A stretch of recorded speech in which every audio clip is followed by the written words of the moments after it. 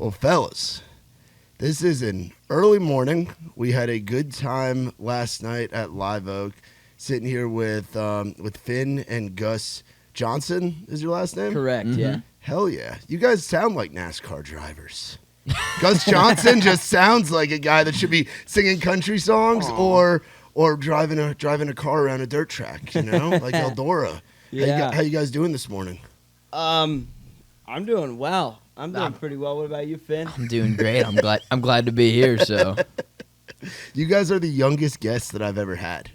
Well, I think you tie Mason Horn. You are by far the youngest guest. 'Cause I think Mason was like 19 when I had him on back in the day. But you boys are what you guys do at such a young age. Like you're still wearing your FFA. You're still yeah. I'm still the vice president of my high school FFA.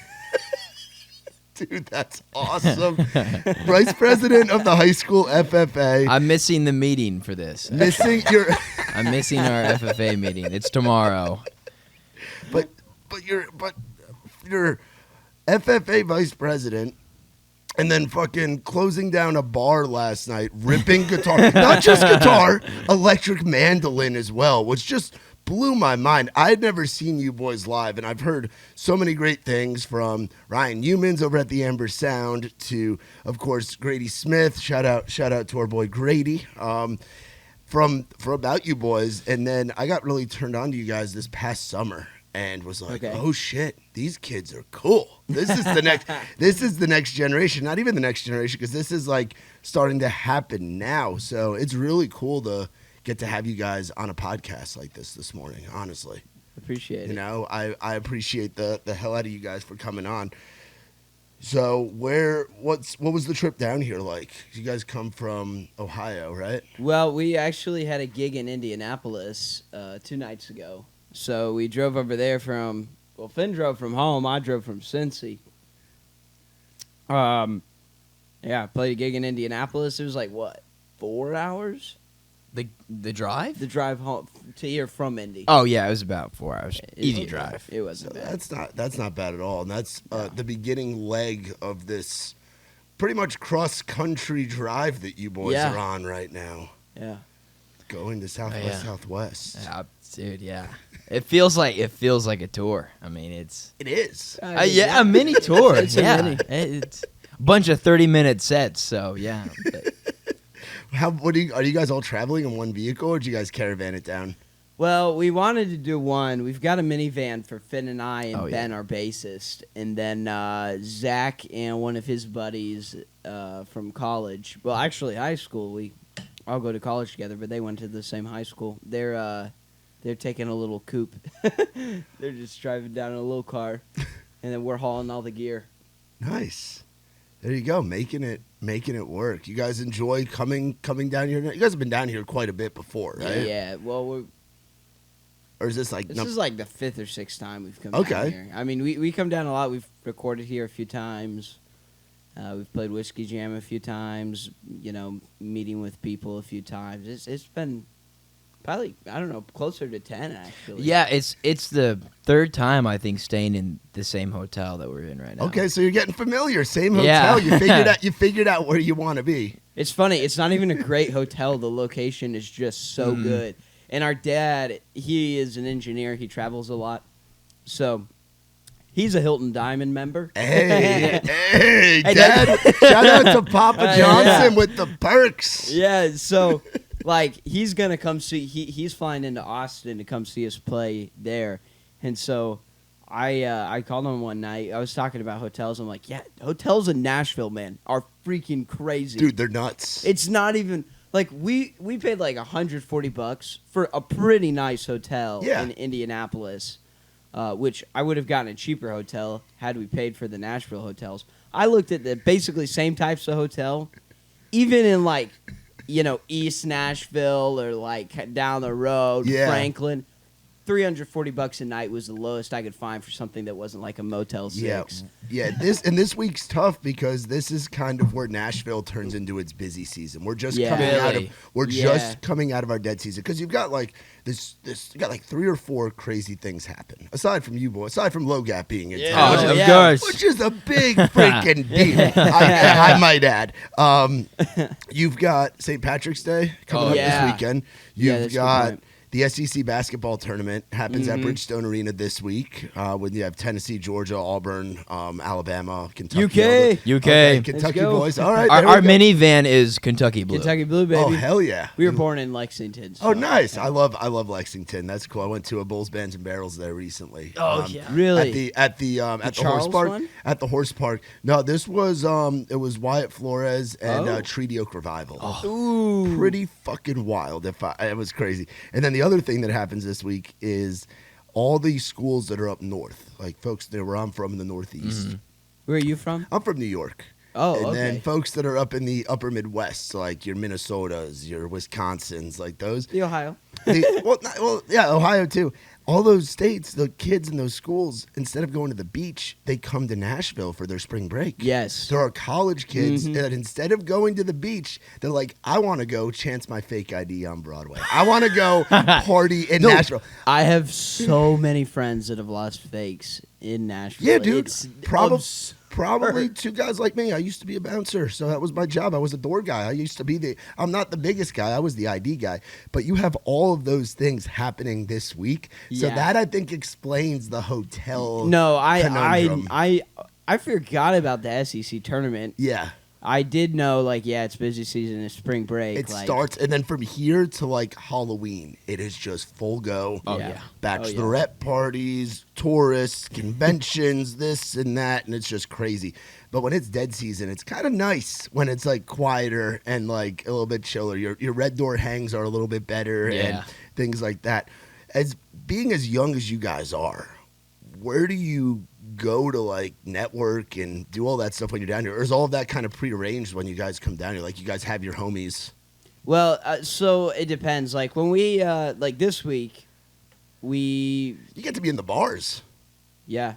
We'll get bounced. Most places we'll get bounced as soon as we play. Yeah, no. The first time we played Whiskey Jam, we walked in there. We did this is back before the full band. It's just me and Finn. We're playing. We walk out. We talk to some agents and label dudes that came in. They do the Nashville thing. They hand you their card, or you hand them your card. You text them. You never hear back. That's classic. This is Nashville. A tale as old as time. No, it's hilarious. Yeah. But we were talking to Grady Smith, who this is our first time meeting him. He actually set it up for us. We didn't know that until Ward Gunther hops on stage. He's like, hey, Grady Smith, told me I need to get these guys on. I'm like, oh, Grady, all right. Grady's he helps out young artists so much like that. But they bounced us out. We were talking to Grady, and some guy's like, you got to leave.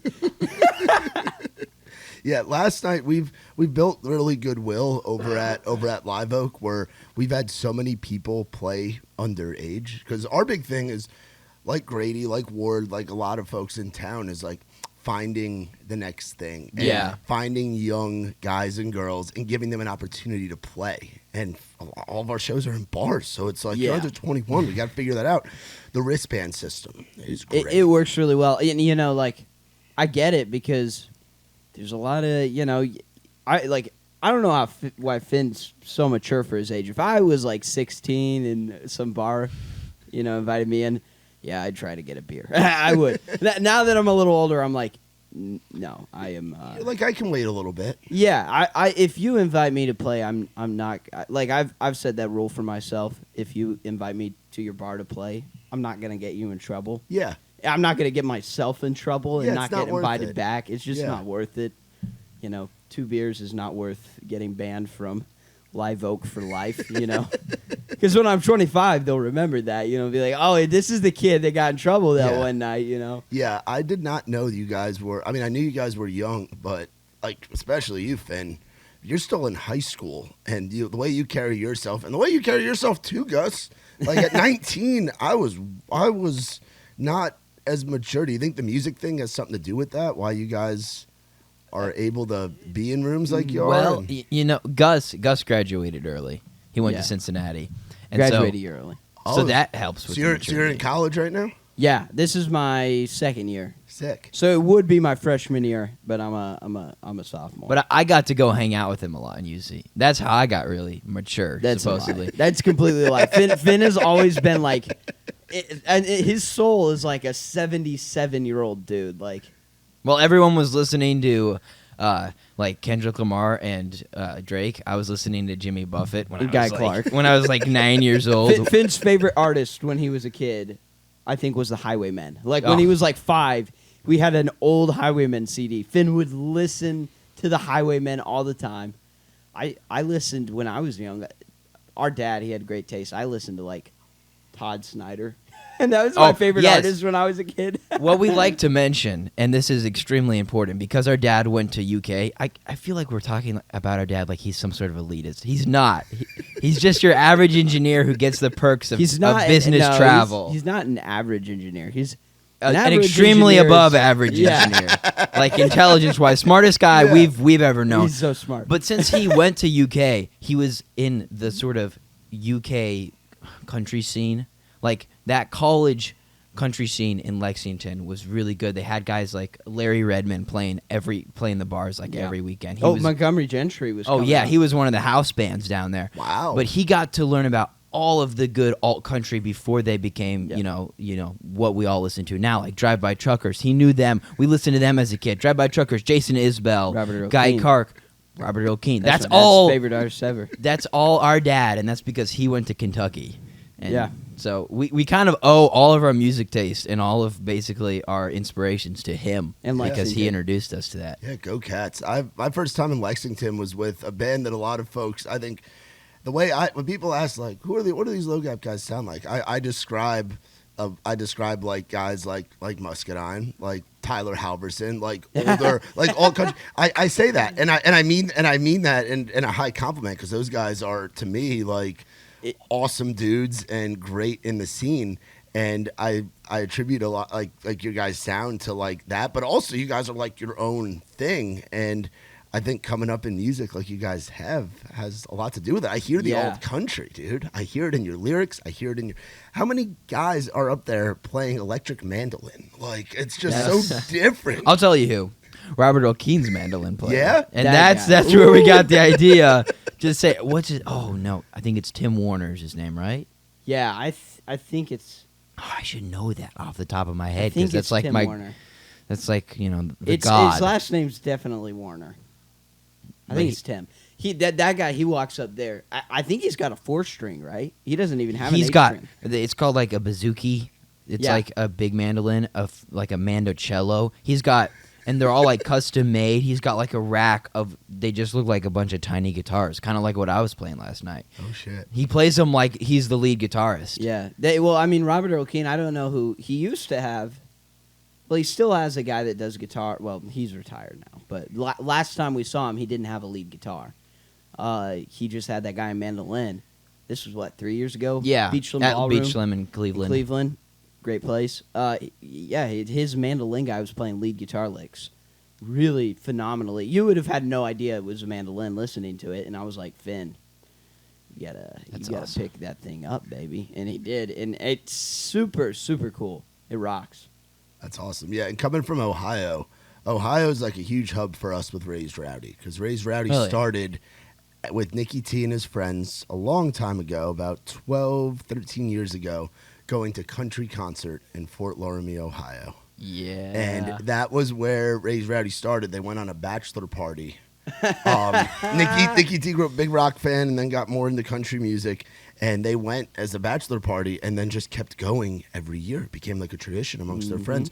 So places in Ohio like the Dusty Armadillo, like the Blue Stone, like Thirsty Cowboy. Those clubs are a huge part of who we are as Raised Rowdy. I mean, I'm a New York guy, but Nicky's from Pittsburgh, so that like Western Pennsylvania, Eastern Ohio, into Western Ohio. Yeah. Ohio is such a hotbed for great music. Yeah. Small town shit, like country music, just good old people. I love, like, if you look up, like, I know Ohio sometimes gets some shit. People like to joke about Ohio man, like Florida man, like that kind of shit.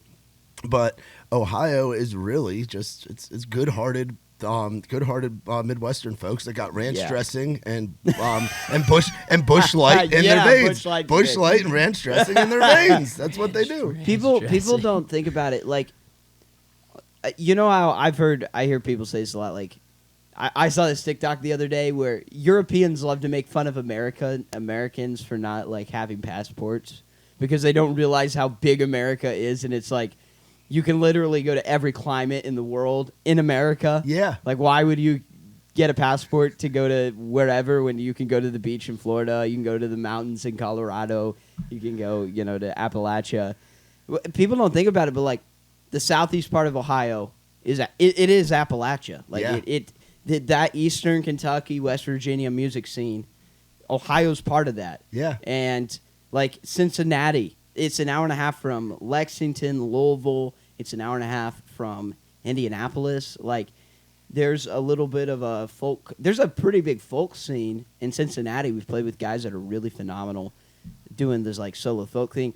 Arlo McKinley's from Cincinnati. Oh, I didn't know that. Yeah, yeah. So like that style's big over there. Nolan Taylor's Cincinnati. Oh yeah, Nolan. Big fan of him, dude. Yeah. So like Cincinnati's got it. Even like parts of Cleveland, you get out of Cleveland, you're in farm town, country guys. David Allan Coe's from Akron. Yeah. Yeah, there's a lot. I mean, it's Dwight Yoakam. Is he from Cincinnati or did he live in Cincinnati? There's something. I feel like Dwight Yoakam has a tie to Cincinnati somehow. I might be mistaken about that. Yeah, I love Ohio, and it's funny too. One of our big writers, he writes more on the rock scene. He runs our Rowdy alternative side. His name is Sam Berg, and he lives on the Kentucky-Ohio border, like right on Cincinnati. northern Kentucky. I mean, like Florence, 30 minutes from Florence, Ohio. Y'all. Yeah. Florence.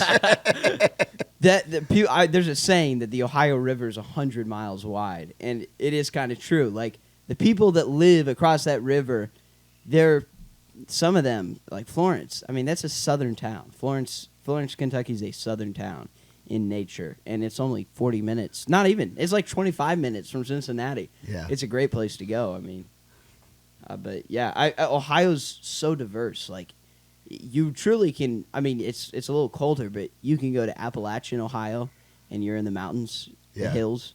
You can go up. You just go west. You're over in the fields. You go to Cleveland. You got the lakes. Yeah. You got the Ohio River, obviously at the whole bottom. But Cincinnati's the Ohio. I mean, Cincinnati, Ohioans make fun of it. They say it's part of Kentucky. I don't know if that's fair to Kentucky, but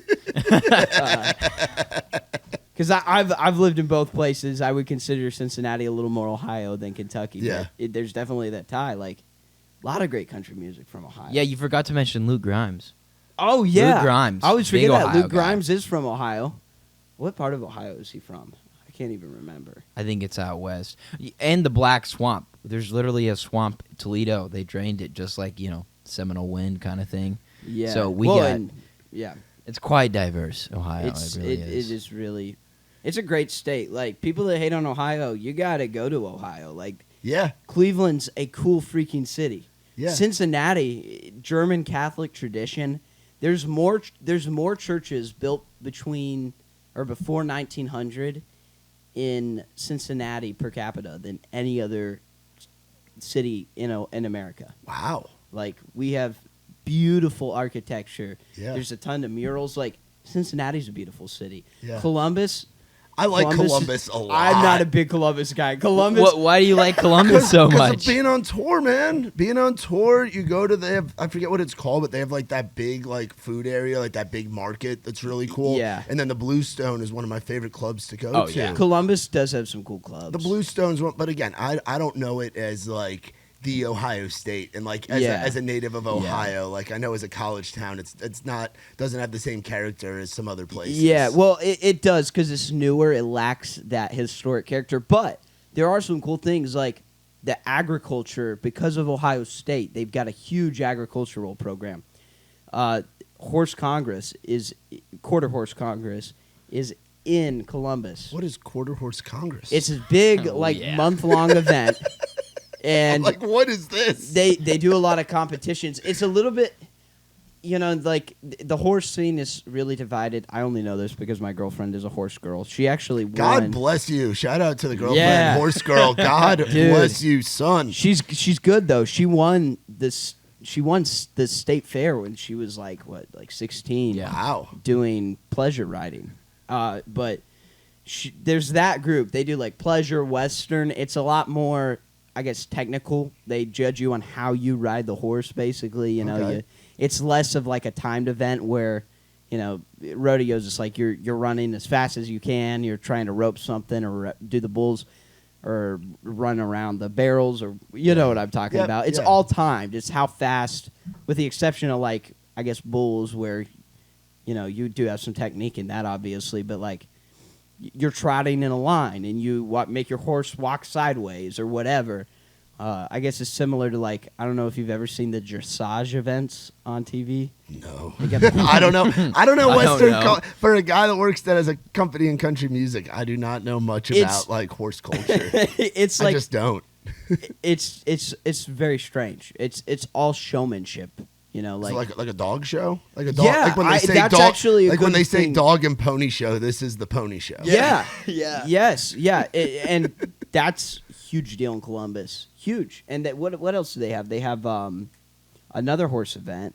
I can't remember what it's called. I don't know. They have a lot of horse events there at the state fairgrounds. The Ohio State Fair is a big deal. So there's a really nice Western store in Columbus called Rod's. Probably the best Western store in Ohio. Is that where you got that shirt? Because that shirt is. Yes. That shirt this is where I got that shirt.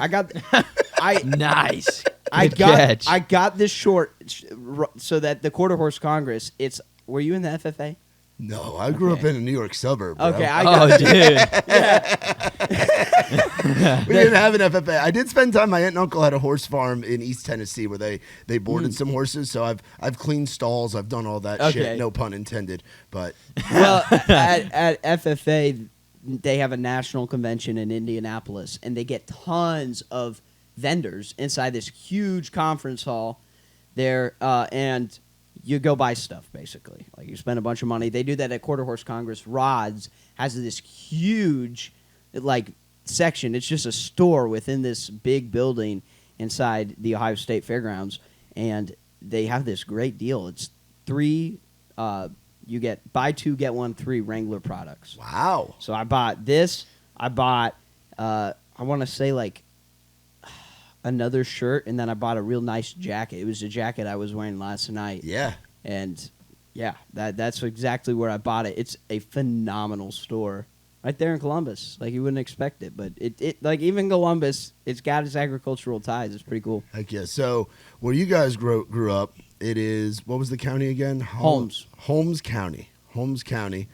And you said it's like the home of, it's Amish country. Oh, yeah. In Ohio, which I've driven through Amish country in Pennsylvania on my voyages back and forth from New York to Lancaster? here. Yeah, I've driven through Lancaster and been on the highway, and then you look over and there's like a dirt road on the side of the highway. That's like where the horse and buggies are going. What is growing up in Amish culture like for you guys? Well, okay, so what is grown up? Because we've all seen like Amish Mafia or like Breaking Amish. that's or those shows. all baloney. That's all baloney? Everything Yeah. about it. The Amish hate that stuff. It makes them look bad, and they rightfully hate it because the Amish, they're actually mostly really good people. Like, they are very family oriented. The Amish. So I grew up in elementary school. We had 15 kids in my class, Wow. and the way it works, there's like 8 elementary schools in our school district. 4 or 5 of them are all Amish. There's only 3 that have what they call us the English. The English. Like, we're Yes. British. Yeah. They call us the But we're all English. still German. We're all still of Amish descent, except for us. But Yeah, we're like one of. So we live on the east side of the county. There's also the west side. The west side is more, I guess you would say, a little more redneck, a little more.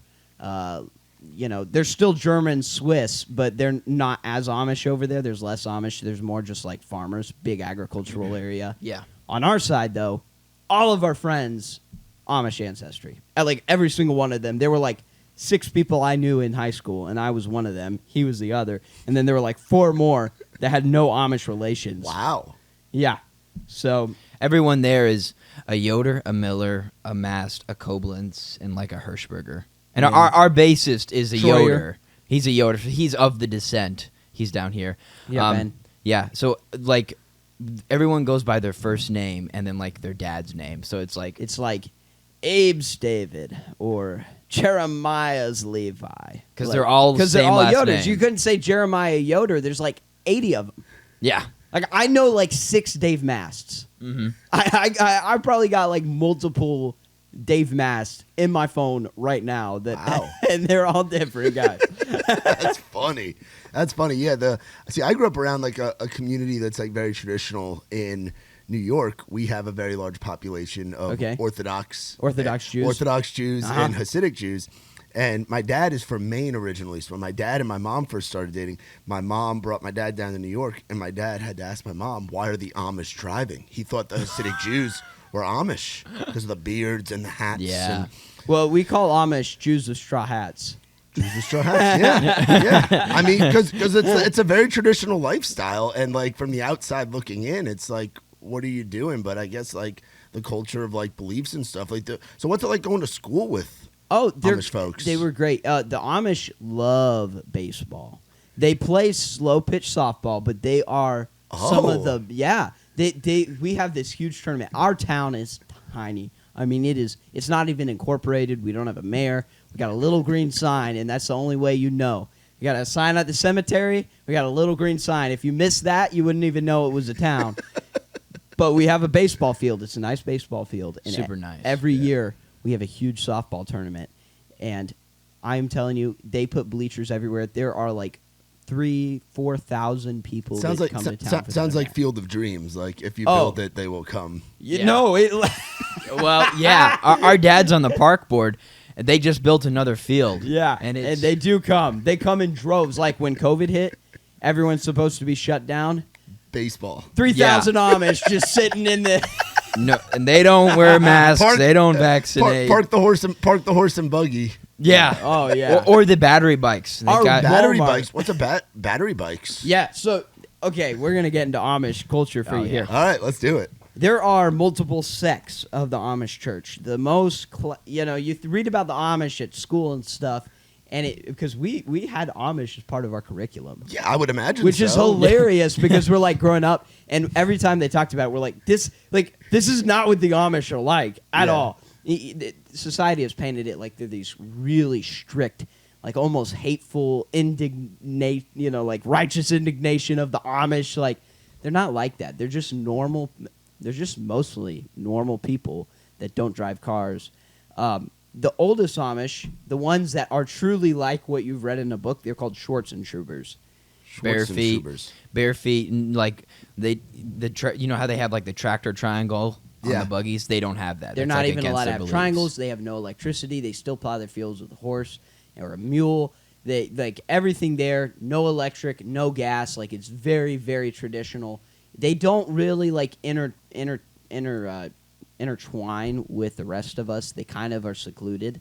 I don't want to sound rude. It's a little more of like that's the more culty side of the Amish. Okay, where you're kind of like this is a little strange, but they're just very traditional. And then there's Danners, the Danner Amish, the Dan. They're just like the Dan. It makes you think of the Dan Band from like Wedding Band. Crashers and stuff. They're like the Schwarzenschubers. They can't have much stuff, but they are allowed to keep money. They have a lot of money. They just have big businesses. They get a ton of money, and they buy a ridiculous amount of land. So they're very wealthy, and they have tons of land. Land is so expensive in Holmes County because they buy it all. There you go. Yeah. They buy so much land. Then there is the New Order Amish, and this is where it gets confusing. The New Order Amish, they're the mainline Amish, I guess you would call them. They had a split. The New Order Amish split off from the mainline Amish because the mainline Amish were getting a little too, I guess you would call it progressive for them. Oh. They got into the phones and the battery bikes and whatever, and they split. And so now the New Order Amish, they're a little more traditional. They can have less stuff, but they're still not like the Schwartzies or the Danners. And then there's the Old Order Amish, which are the most progressive of them all. They've got these things called battery bikes, and it's just a bike, but it's got a battery on it. Like, it's literally just a battery bike. Those things will go 40, 50 miles an hour. Have you guys driven battery bikes? I've ridden on them a few times. They are fast. They're scary. And it's bad because you'll be like driving down the road. You know, you have to deal with this all the time. Anytime you hop in the car, you're passing buggies. We have curbs that are like wider than the span of my arms because they want the buggies to stay on that curb so that you can pass them without having to like veer over into the left lane. But sometimes you'll be like taking a right-hand turn and there will be a bike in the curb and you just assume it's going like 10 miles an hour because it's a bike. And so you're ready to turn. That thing will just zip right past you. You got to smack your brakes because this thing's going like 35 miles an hour down a hill. Sounds like the Lime scooters that we have here. Dude, yeah, that's exactly what it's like. Very similar, but faster. Oh, even, yeah. Way faster. They fly. But, I mean, no, the Amish, if you talk to the real intelligent Amish, they'll be like, yeah, we no longer have any, like, real solid theological ties to what we do. You know, it used to be that they had, like, their scriptural evidence for why they're Amish because they are Christian. Yeah. But now it's more, I think it's just like, look, if we all get cars and we start working in Akron or Cleveland or Canton or Massillon or wherever, and people start moving away, we're going to lose that community. And they make a ton of money. The tourism's huge. Yeah. They're hard workers, like Amish cabinetry on it, Amish furniture, Amish houses. My girlfriend recently got a big handmade swing set. Yep. Ooh, yeah. Made Huge. by an Amish group that's in Kentucky. Yeah. That's their business, and that's some big business. Oh yeah, that's what they all do because they've been doing this for years, and they are really hard workers. They do everything very, very well. Like, it's not cheaply made; it's made really well, and they just recognize that. Like, look, if we get cars and we move away and we become like everyone else, we're going to lose that. Yeah, and they're right. If they all started going to college, they'd make less money than they do graduating the 8th grade. I've got a friend from elementary school, really smart kid in elementary school, graduated in 8th grade. His dad owns a huge lumber operation. I mean, it's massive. I got to think millions and millions of dollars coming through there every year. Millions. I don't know how many, probably tens of millions. And he runs the entire IT department with an 8th grade education. wow. Yeah. Which makes you think, like, what are we really doing going to 4 years of high school if this Amish kid can code? Like, he probably took, like, a 6-month course, and now he's full-time IT dude, you know, it's cybersecurity type stuff. Yeah. Do you think some of that, like, hardworking, like, traditional value kind of stuff has rubbed off on you guys and your upbringing? I think because I see you guys grinding with the music stuff, and the fact you guys are able to do what you're doing at a young age and get the opportunities that you're able to get and be putting out the amount of music that you guys have been able to put out and teasing this stuff on social media, because social media is a grind and you boys do a very, very good job.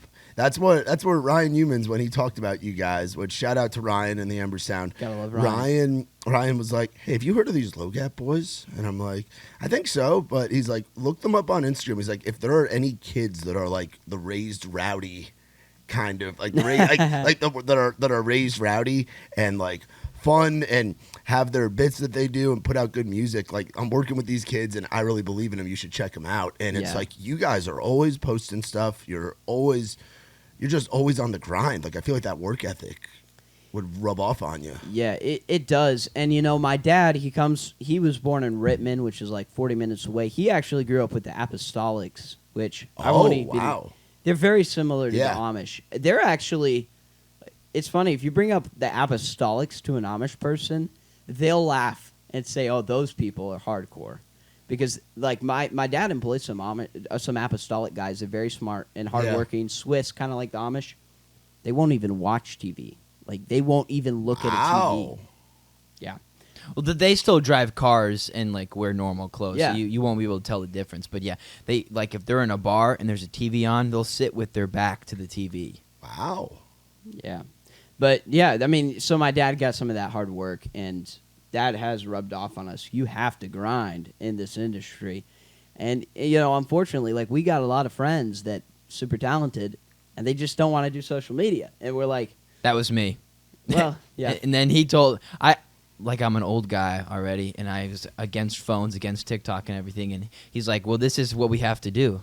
Yeah. And I was like, Gotta do it. finally, I decided to join the grind. And yeah, I and want to do pull that. up and see because you guys have some good numbers on social media right now too, right? Like you guys have been growing this shit. We've been, I mean, it's tough for us because we don't have that budget to like go out and shoot a bunch of music videos, but we do what we can with what we've got, Yeah, making music you can show your friends that hate country since 2020. Yeah. I love that. I love that. So you guys got started in 2020, like during the pandemic, huh? Yeah, well, I mean, we've been playing instruments for a long time. But the low gap but thing started Yeah. in COVID. It's funny. It started right before COVID. We played our first show a few months before together, and then COVID hit, and it was like shut down.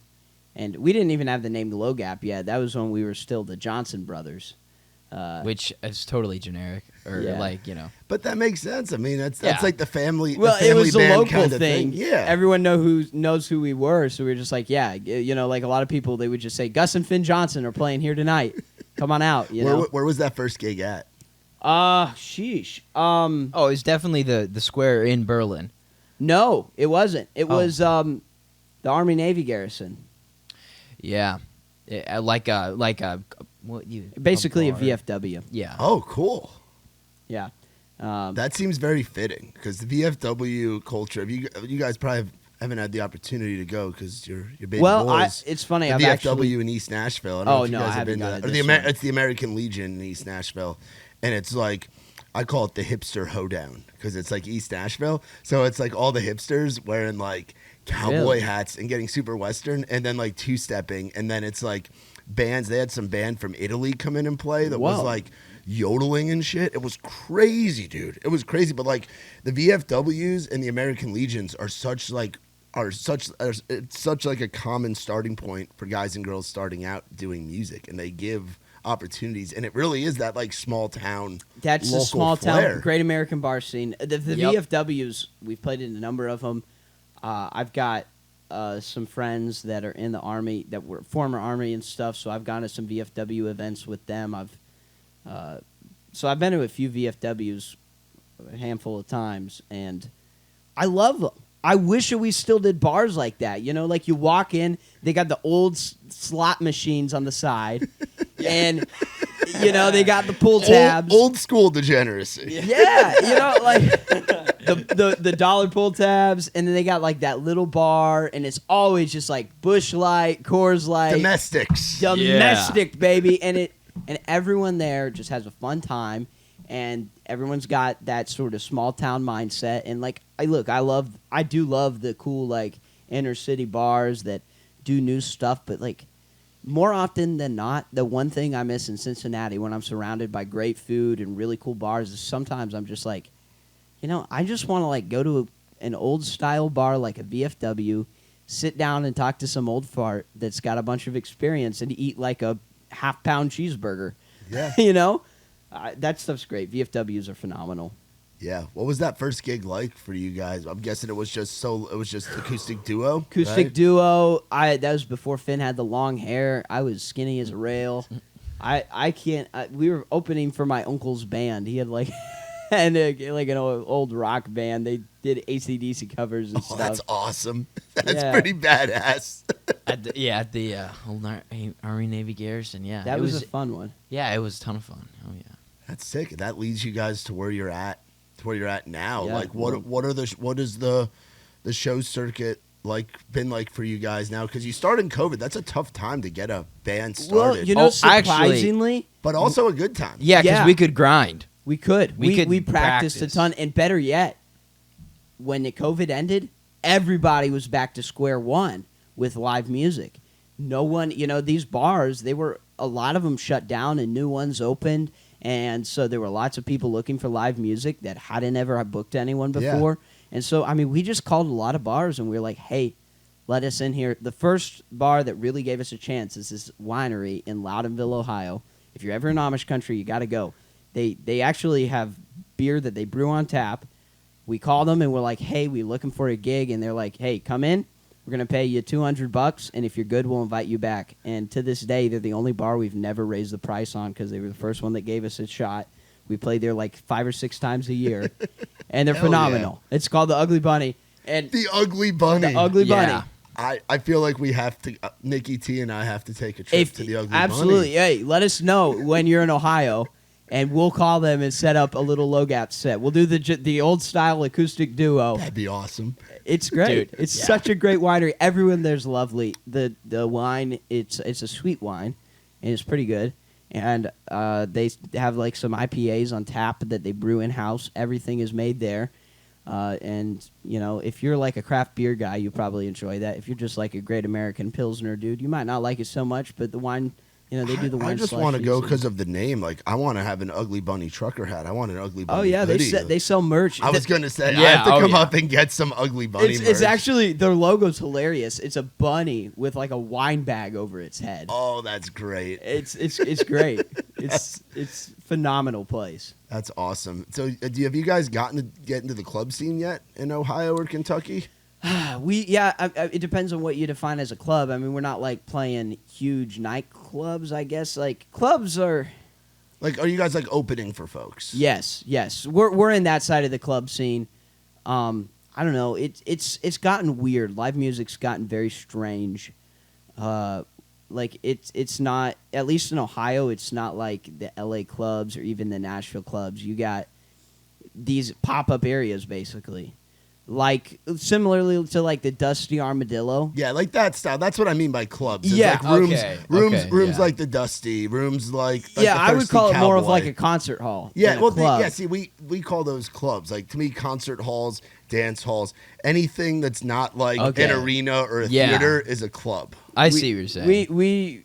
I just always call them music halls. Yeah, I don't know the if same that's thing. an Ohio Well, thing. Yeah, music halls. Then are you guys getting to do like opening slots and like Yes. music halls and stuff? A throughout? couple, yeah. Yeah, so we just got a new manager in Pittsburgh actually, Oh, awesome! and she's Yeah. been setting up a lot of that stuff. Would love to see the Pittsburgh connection. I love That's Pittsburgh. awesome. Oh, yeah. That's where Great city. this stuff started. That's where Raised Rowdy Yeah. started. So we love. Have you guys gotten to go over there and do like Jurgles and like some of those rooms yet? I haven't. we We haven't been done- at Jurgles. We did Thunderbird. Oh, cool. Yeah. Last week we've done what was the name of the one we did with Club Charlie? Cafe. Club Oh, Cafe. nice. yeah. Yeah. So yeah, a lot of the like max cap 600 to 800 people. Yeah, dude, that's a great circuit for you boys to be on right now. That's where It's perfect. That's where you're gonna cut your teeth, and you're gonna start by opening, and then get to the point of headlining as the stuff grows. Mm-hmm. And people always talk about like in the South, like people like the Georgia boys. They play the college towns in Yeah. Georgia, and then the circle just continues to grow, and the radius grows until it's the whole dang country. And I think you guys Absolutely. have the ability to do that through Ohio, Kentucky, West Virginia. Yeah, that's Western the goal. PA. That's Yeah, like, 100%. Y'all can do a tour of Morgantown to Pitt. Oh, to, yeah. We played Morgantown. Motown's wild. I love it. We got It's a buddy wild. down It is awesome. Yeah. No, I'm Motown, man. Are you familiar with Tucker Nizzell? I am not. Hey, he's this dude. He's a Morgantown kid. He's got like 3 songs out, but great, phenomenal songwriter. His live show is fun, baby. Oh. He's got steel guitar. Chris Bias, man. Reed Connolly taught him steel. Oh, no shit. Yeah. Okay. Yeah. And Reed is a phenomenal guy. Yeah, Shout oh, out yeah. to Reed. Yes. He set us up with our manager. Wow. Okay. That's Awesome, pretty. dude. That's a good connection to have. Oh, right there. yeah. Yeah. No, Reed is he's one of the kindest men I've ever met. Zach Bryan is not lying when he introduces him as the kindest guy I've ever met. Reed, that's 100% true. You won't find a nicer guy on planet Earth. Yeah. He's so kind, and he set us up with Danielle, our manager. He taught this kid, Chris Bias. He plays steel for Tucker Nizzell. He plays steel for a lot of Morgantown people. Wow. And hopefully we're going to have him playing with us a little bit in the future. He did 2 songs with us in Morgantown. Awesome. We recorded with Zach McCord. He Hell yeah. did that new Philip Bowen album. Oh, wow. He's also got a few cuts with Charles Wesley Godwin as a songwriter. Yeah. I mean, you guys are coming. It's really cool to see different acts come up and like different scenes develop. And right now, everybody like Georgia's had its moment. I think and there's like Yes. South Georgia's got some cool stuff coming up right now with guys like Gavin Adcock. Gavin Adcock, baby. Gavin's one of our boys. Gavin Adcock, Landon Smith. You got kids like Will Mosley and Cole Goodwin. Megan Maroney's from Georgia. Megan Maroney's Look at from her. Georgia. She's a former guest on the show. Oh, Like, really? Oh, yeah. Yep. Yeah. We Oh, had Megan on very early. Great. She's fantastic. One of the nice, really good, sweet girl. Oh, yeah. But it's cool seeing like Georgia and Alabama. Like those are scenes that I've gotten really tied to through my employers of working with the Muscadines, working with the Trey Lewises, seeing like Ella Langley come up, seeing Trey Lewis come up, watching what Gary and Charlie are doing. But Appalachia is having a damn moment right now. And when you guys say Appalachia, it stretches into Eastern Ohio. Holmes County is considered an Appalachian county. Yeah, it's more than just West Virginia and the western side of Virginia. It's more than just that. And that style of music's been adopted by guys that aren't and girls that aren't even from that area, but are from different parts. Zach Bryan's got a lot of Appalachian flair. Sam man. Barber, bro. There's There's kids He's from Illinois, I think. Yeah, there's kids that are coming up out of all different places, but to see like Charles waving the flag right now of Charles and bring it, having guys that are from the region and the Allegheny and the Allegheny 8? Allegheny High. Allegheny High, excuse me. And now it's like you guys are like the kids that are coming out of Appalachia right now. It's like you guys. It's like Maggie Antone. It's like there's Magoogie. Yeah, there's all these sounds. I'd throw S.J. McDonald in there too. Like now is the time where that style of music, it's always been there, but the national spotlight hasn't always been on it, and now the eyes are on Appalachia style country music, which varies in style to where it can be something more traditional. It can be a blend of traditional and rockin' like you boys are. Like it can be a few different things, but like the perfect time for a band like Low Gap to come up out of Eastern Ohio. Yeah, absolutely. It's right now, and it gets me pumped up. Oh, boys. man. Gets me psyched. Oh, we're psyched. And it's funny you say like, Appalachian, a lot of people, Tyler Childers, they think it's just Tyler Childers. Look, I love Tyler Childers, but like Sturgill, man. Sturgill rocks. Yes.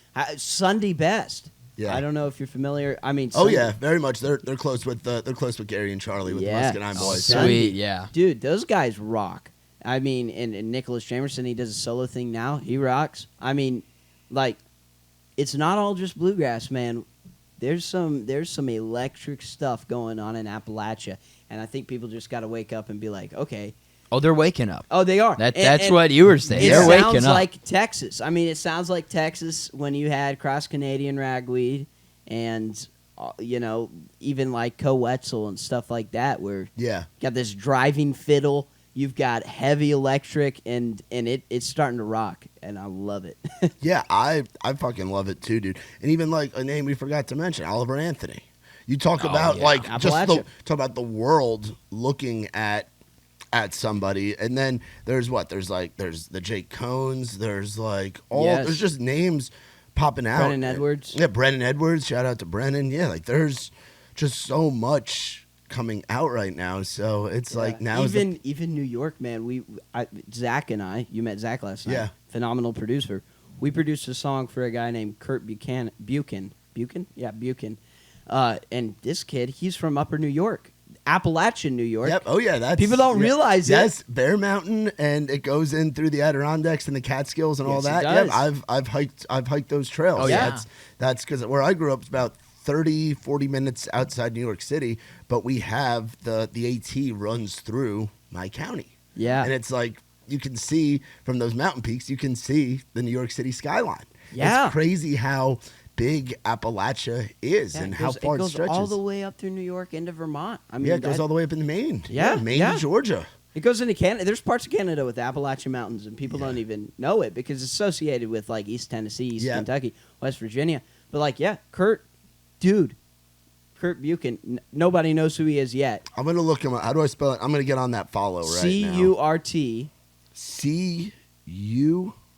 Oh, it's Kurt with a C. I like that. And then B-U-C-H-A-N.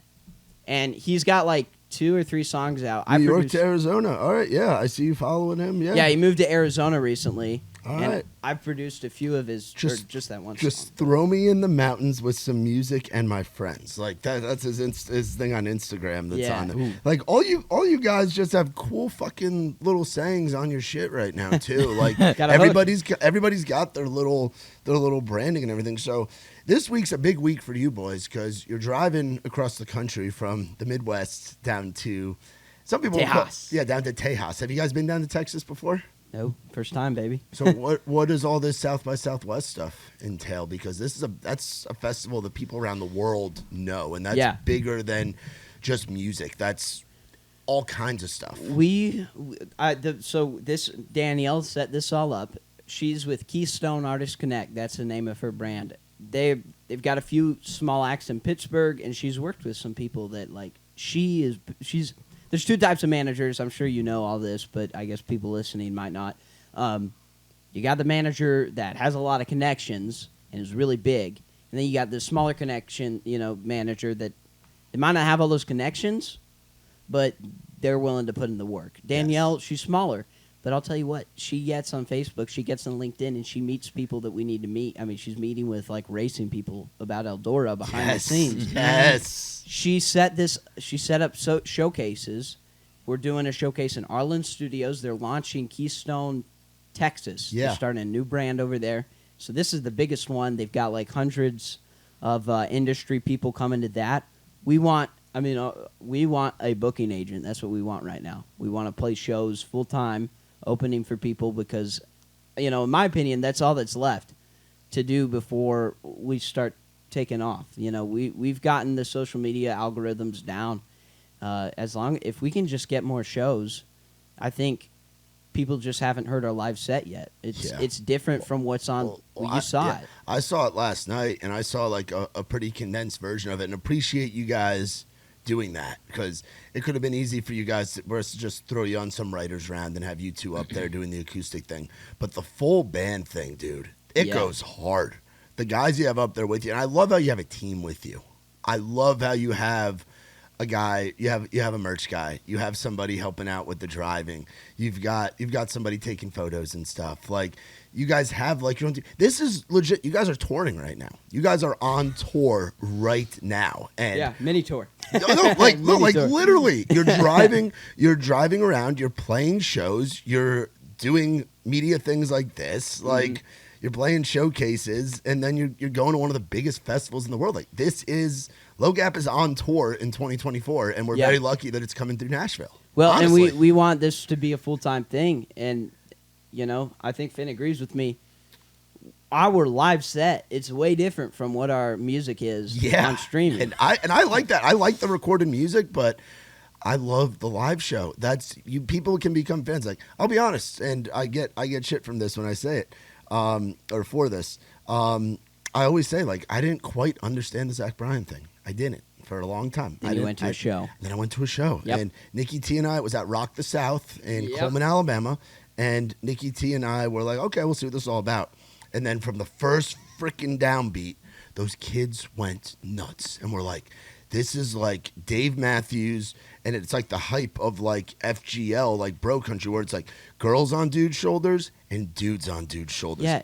It's for the bros, it's for the girls. Like the live show was so much more than just the recorded music. Yes. And I felt that with you guys last night, where you guys closing it out last night, and you guys fucking ripping, your hat going flying, like it was freaking awesome. It was awesome. And you make a great point, and I've talked to people about this who know more than me about it. Anyone can. We live in a day and age. Anybody can go viral. We've gone viral before. We had Grady talk about our song, and that was a huge stream booster. But look, you're not going to keep those fans until they see that live show and they love it. That's the product. That's the product. That's what people really want. They want to connect. And Zach Bryan, I mean, you listen to him, dude.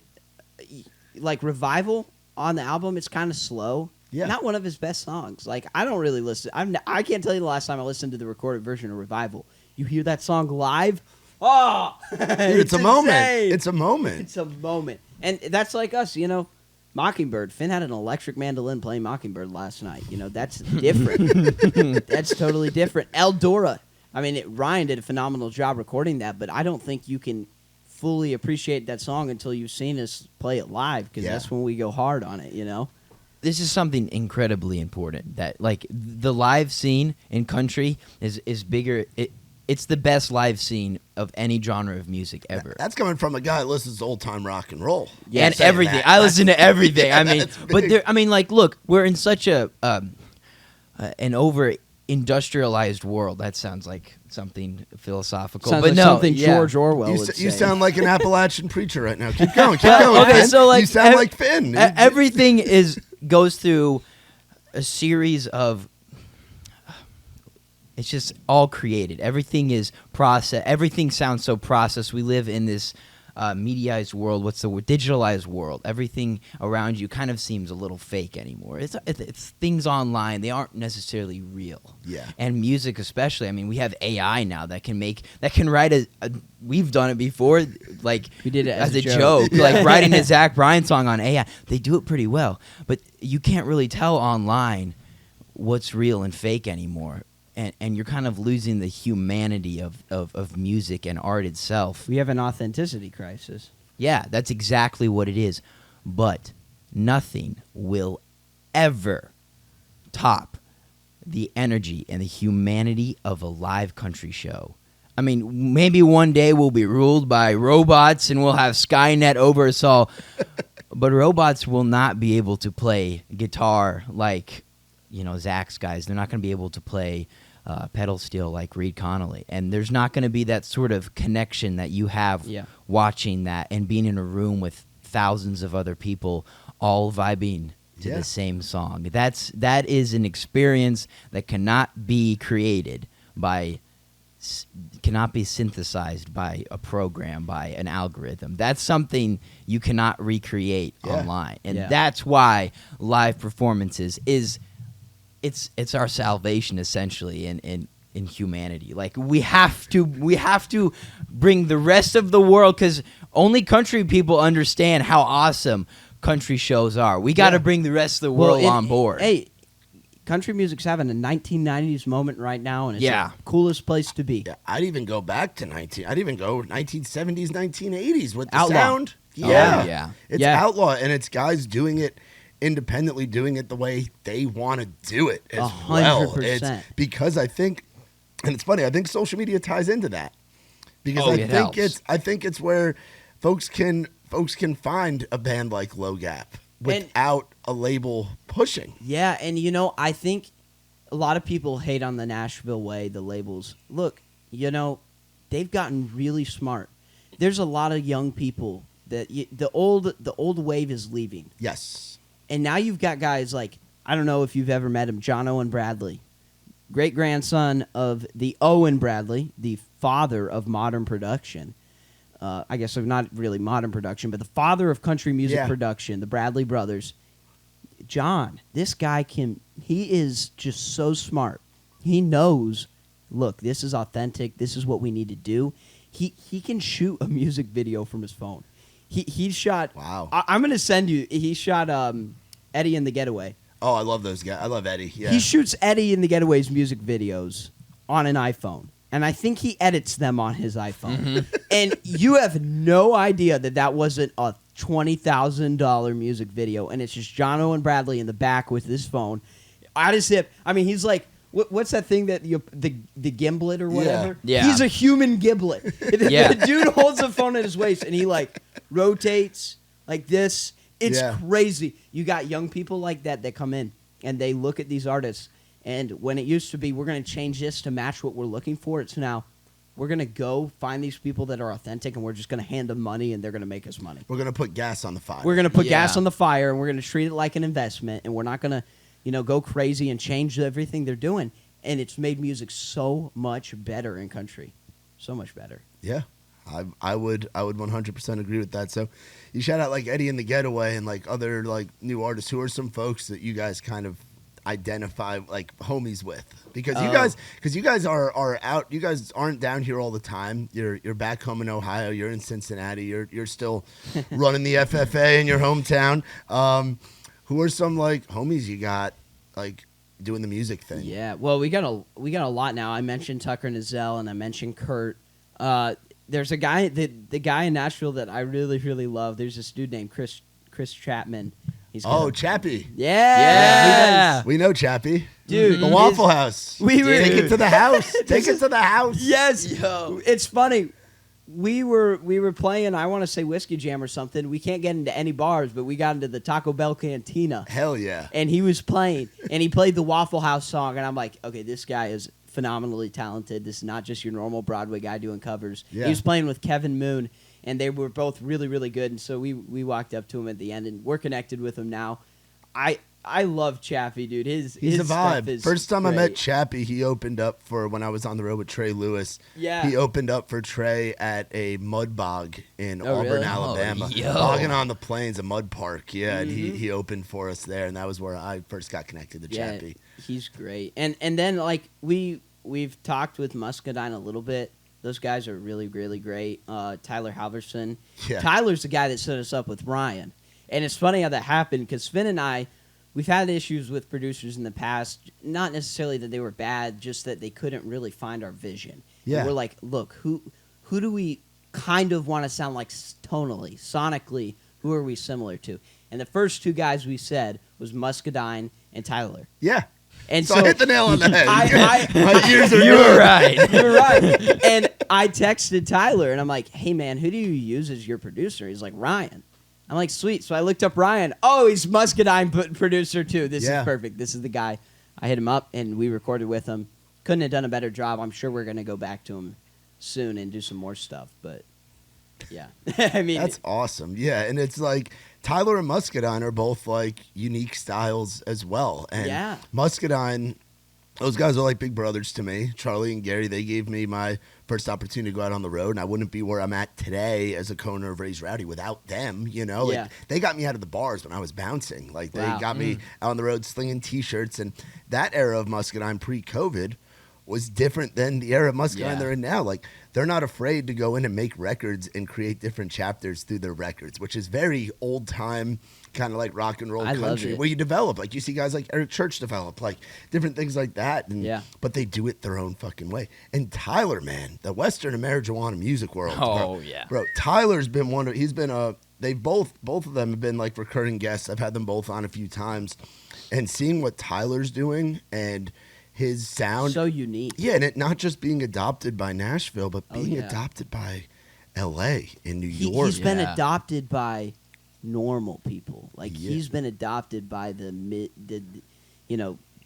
middle American beer drinking dude. Yeah, He's been adopted by the pot smoking hippies. He's been adopted by the hipsters in LA. yeah, It's hard to not like his music. yeah, and that's like what you guys have in your TikTok bio, like making country music to show your friends that hate country. That's like, our mission to bring 'em in. statement, man. Yeah, and I think it's a great mission statement to have because you want to appeal to I don't want to say you like sounding like you want to appeal to like everybody's like No. kind of like commercial like sell, but you want your music to be more than just one genre. You want Yeah. your music to be low gap, which Yes. is more than just country music. Yes. Just like Tyler and Muscadine are Muscadine Bloodline and Tyler Halverson, they appeal to more than just the average country fan. Exactly, and that's why we went with Brian because we felt like, look, Muscadine and Tyler, we have similar sounds, and they have similar sounds, but they're all unique, and we don't want to be the next Turnpike. As great as those guys are, we want to be the next Low Gap. We want other people to say, I want to be like Low Gap. We don't want to be compared to someone else. Yeah. And Ryan really, he's brilliant in many, many ways, but I think what really sets Ryan apart from the other great producers is that Ryan, he can hear you and he says, that's their sound, and that's what I'm going to chase, and I'm going to track it. And that's why he's not just a great producer, he's the producer. You know? Yeah, I think that's important. That's what he gets right. that's awesome. Where'd the name Low Gap come from? Got a little farm. Yeah. Oh, is it a farm? In Southeast Ohio, the most Appalachia of Ohio. Yeah, right on the river. And it's on Jericho Low Gap Road. So Yeah. That reminds me, we have buddies in Alabama, Shackelford Lane. They're a duo of brothers as well. Okay. Will and Reed Shackelford. And Their families got like thousands of acres out in Otagoville, Alabama, and the name of the road is Shackleford Lane. So their duo is Shackleford Lane, and guess who their producer is? That's Ryan. Is Ryan. it Ryan? It's Ryan. Ryan Humans. Whoa! It's like, but that to me is so cool because it's you guys claiming where you're from. You guys you guys are two brothers from Appalachia figuring it out, singing songs about where you guys are from. That's what we do. Our family history. We like that. You know, we got Appalachia in our blood, baby. Yeah. We write about it. So what's coming the rest of this year? What do we got? So we're on the way to South by Southwest. What do the gigs look like down there? So we're gonna have a gig Wednesday night. I can't remember. That's at a new bar. It's called like Dusty D's or something like that. Brand new. Or no, the Dusty. Is it the Dusty Dillo? Something like that. It's a brand new bar. We're going to play there. We're playing at Arlen Studios. That's where Willie Nelson's recorded. Oh, that's cool. Yeah. And that's really cool. There's your highwayman shit. Yeah. I know, man. You're going to freak out when you go in Sweating there. a little bit, yeah. It's a cool studio, and we're doing live shows in there. That's where Keystone is doing their Texas opening. And, I mean, they got some really good, great names in there. Jason Eady, Gabe Lee's playing there. Oh, dude, I love. Tell Gabe we said hello. Will do. Gabe's a good friend that I used to have play. We used to have him play our writers' nights at Live Oak all the time during COVID, and he'd be up there with the keyboard and doing his thing. Gabe's fantastic. Yeah, he's great. That's a good lineup to be on right there. Yeah, great. And then Saturday we got a brunch show we're playing. Oh, fun. Yeah, and then tonight's Whiskey Jam. So nice. Got 4 more. I'm excited for all of them. It's going to be a great time. Yeah, and then what are some goals for this year? Are we just goals. trying to get music? Goals. I know goals. I'm sounding like the teacher in school right now. Yeah. Goals. Well, we want to get more music out, so we recorded with Zach McCord, and we got 2 songs done. Postcards and Say a Prayer are done with him. We're going to record Waves Wednesday with Adam Odor in Texas. He did the Big Dixie Chicks album. Oh, cool. He's done a lot of cross-Canadian ragweed. He's done a lot of Jason Boland. He does all the Mike and the Moo Pies, now Silverado stuff. Yeah. He does all that. I think he's done every one of their albums. Maybe not the first, but phenomenal producer. We're excited to go work with him. We worked with him because we wrote Waves with Keith Gaddis. Yeah. And I told that story last night, but he knew Keith. Back in the day, they recorded some cross-Canadian stuff together. And so I was like, man, if we could get a producer, and it just happened to work out. We met him through Danielle, and he produced with Keith, and we're like, we want to do this Keith song with a guy that was buddies with Keith. And so Adam matched that, and he really wanted to produce it. He's like, I would love to produce this. Yeah, and I think Tyler Halverson's most recent song he put out was written with Yes, with it Keith was as written well. with Keith. So that's cool to that. see his legacy continue to live on. He had such an impact with acts that are coming up, like you guys and Tyler, and I'm sure so many others. Well, and it's cool because he's written songs for George Strait. Yeah, and he's written songs for Kenny Chesney covered one of his songs, and he did end up in Nashville doing a lot of huge stuff, but his roots are in Texas, 100%. Yeah. So seeing Texas guys and small artists who probably are more identifiable with what I think is really Keith's best work, which was the small stuff he did. Those 4 songs on that Charlie Robeson album. Yeah. The stuff he produced. That I think, even though he might be better known for I Got a Car with George Strait or something in the mainstream, he left a bigger mark in the independent stuff that we're doing right now. He opened those doors up more than just about anybody. And he didn't get enough recognition for it because he was an inner working of the industry. He had that solo album, and then he left to lead Dwight Yoakam's band. But he is huge. Like, the dude's influential in every sense in Texas, even Appalachia. Yeah. He is one of the grandfathers of this independent country movement we've got now. So seeing guys that are independent releasing these songs, I feel like that's just the only way it should be done. Yeah. And I love to see it, honestly. Absolutely. So this year, getting music out, getting a booking agent. Getting a booking agent. That is the That's goal. number I think one. that's the biggest goal. We want to be playing shows full time. Like, I want a reason to drop out of college, man. What are you studying? Finance. Okay. And music production. So I'm getting a little bit of music in with it, but I wanna leave. I wanna go do music full time. And it's cool you're getting to do the producer thing, like help like working with acts as well, because I feel like that helps you with your own craft. Oh, certainly. I've heard Gary Stanton say that. Yeah, he helped out. yeah. He helped out he's the Tyler stuff. He's a producer, and Zach, he's techie. Like he knows how to produce. He knows how to record. Yeah, our drummer, right, Yeah, Zach? Yeah. And We also recorded with Zach McCord. So yeah. And I'm trying to learn that too. And my hope is that one day we'll just record our own stuff, and we can sit down for a week and get the song perfect. And take the time to record an album. yeah, do the and Al record a Torrance song. thing, because Al Torrance does all the Charles stuff. I would love to see Zach do our stuff in that manner and have us all have a say in the production. Yeah. Just as a group, and make it our own working, and we don't need any externals. We're just going to do it the way that it needs to be done. Not that Ryan's done a bad job, or Zach or Adam or all the producers we've had. I just want to See, I like the multiple producer thing because you guys are figuring out exactly what your sound Oh, is. And exactly your sound, right. And your sound is different things. Your sound has a little bit of Nashville in it. Your sound has the hometown Appalachia stuff in it, and it has some Texas in it. So why not work with your favorites of those guys? Yeah, and we're working with the Appalachian dude. We're working with the Nashville dude. We're about to do the Texas dude. Yeah, and then different songs have that different sound because you guys aren't just one sound. You guys are a collective sound that is 100%. freaking low gap, baby. Yeah, and I mean that's what we're doing. We did flexing on them. we did Winesburg in Virginia and You with Dwayne Lundy. He's recorded like Ian No. I think he did some Coulter Wall he's stuff. he's a Lexington. He's a Lexington guy, very Appalachian. If I got a real Appalachian song, I can bring it to him. If I got a more Nashville type feel, I can bring it to Ryan. Somewhere in between, Zach is perfect. If I got a Texas thing, I can bring it to Adam. Yeah. And it gives us a lot of options. Smart to do, man. That's smart to do. Dude, you guys are so far along for what your age is. Appreciate It's it. really, really cool, man. Like, I'm stoked we were able to do this morning. Yeah, me too. One last thing. Have you guys been to a Buc-ee's before? Yes. Wait. No, I haven't. Actually. No. All right. So y'all are going to be able to do that on this trip because Buc-ee's is based out of Texas, and they have them in between Nashville and Texas. Like while you guys are driving, you will see them.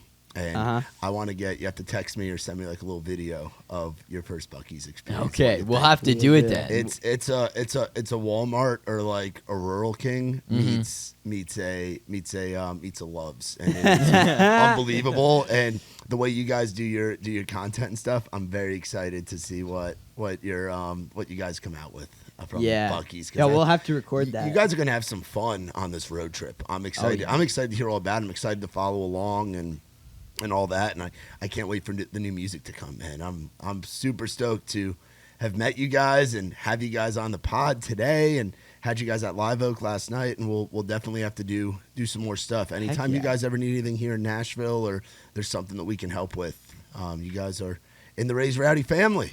Y'all are Raised Rowdy kids now. You're FFA kids, you're Raised Rowdy kids, you're Ohio boys, like Go Cats, like all that, but you guys are now in the Raised Rowdy family. So I love it. Anything you boys ever need, you've got some more friends, some more big brothers out here to look out for you. So. Hey, and you guys got to hit us up whenever you're in Ohio. Dude, we might have to pop through. I forget the town that we stop in leading in the country concert, but Nick has friends all over Ohio and stuff. I think he's out in the lobby. So you guys didn't really get to meet him a ton last night, did you? No. Yeah, he had two of our buddies, our good friend Corey Hunt, who's in Luke Combs' band. He's his keys player. Okay. And his wife, his now wife, Julia Kate Snow, or Julia Kate Hunt, they got married in Colorado a couple weeks ago, and they had their reception at the bar down the street from Live Oak. They just ran out the whole bar and had all their homies come. So Nick was there last night, but he's supposed to be coming in here soon. So you guys will have to talk with him about Ohio stuff. And people can follow you. It's Low Gap Country, right?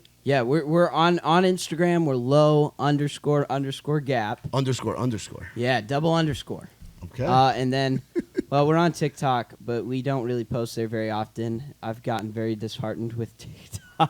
Yeah. It's kind of annoying. But we are on TikTok. We post occasionally. I think we're just low gap there. And you guys are on YouTube and stuff, too? Yep. People Just can look find us a bunch up on of- YouTube. All our music is everywhere. Wherever you stream music, just low gap.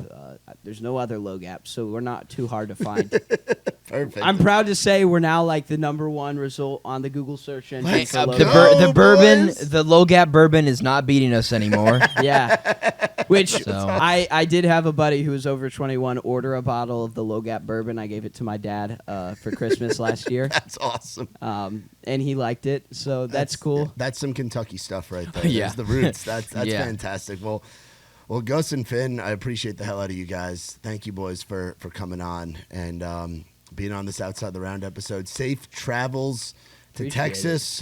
Good luck with Whiskey Jam tonight. We're gonna try to make it out tonight. Oh, yeah, to dude. see you boys. Dude. It's funny. Whiskey Row, where Whiskey Jam is at now, was the bar I used to work at. Oh, really? I used to work that front door and kick out drunks all night. So it's fun Full to circle moment. It's fun to go in there and see what Ward's doing and everything. But guys, thank you so much for watching another episode of Outside the Round. Be sure to check out the boys from Low Gap, Gus and Finn, and be on the lookout for shows up in the Midwest, new music coming, and of course content and NASCAR. If you're watching, I know Danielle's working on it. Yeah, NASCAR. Eldora, Eldora.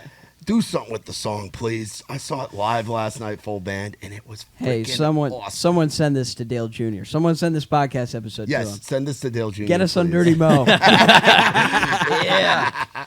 Well, appreciate all y'all for watching. Make sure you guys rate, subscribe, tell your mama and them. And if you guys want to find out more about us and what we do, look up raisedrowdy.com. For Gus and Finn, I'm Matt Burrill. This has been Outside the Round.